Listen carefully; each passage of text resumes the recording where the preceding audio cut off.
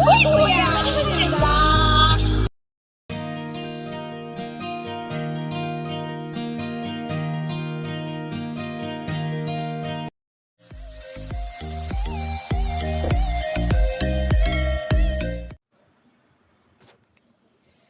Update tayo kay Kim Chiu. Kanina nga po sa ganap sa event doon sa Dubai kung saan ay nagkaroon nga ng guest na pagkakataon na para sayawin si Kim. Samantala isang guy na medyo hindi ka nais-nais sobra natin paghawak niya sa bewang ni Kim. Kaya naman nag-react na si Kim na hoy kuya na parang sabi niya tama na. Kasi nga ang maraming nagre-react sa gawa nga tingnan kasi nga todo ang paghawak niya sa bewang ni Kim. Pwede naman ilayo niya konti na kunyari nakahawak. So siya talaga as in nakadikit yung kamay niya sa bewang.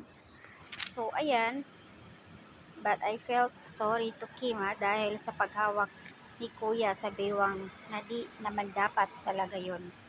The others are very respective. Tapos nagiging pasaway.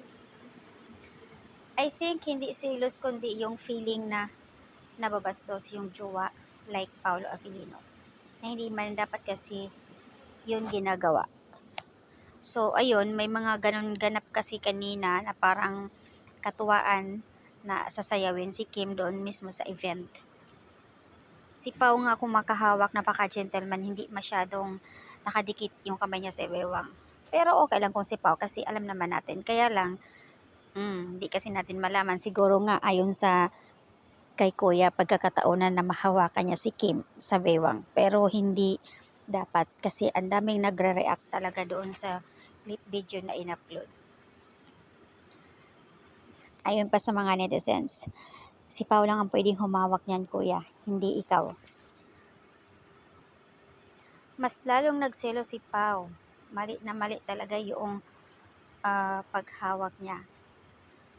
Buti na lang sinabi ni Kim na, uy kuya tama na. Uy kuya, huwag kang maharot. Nag-take advantage si Kimi ha. Sobrang careful kung makahawak si Pao tapos ikaw feeling mo naman jowa ka. So ayan, ako may market di niyan maulit yon. Papayag, hindi papayag si daddy.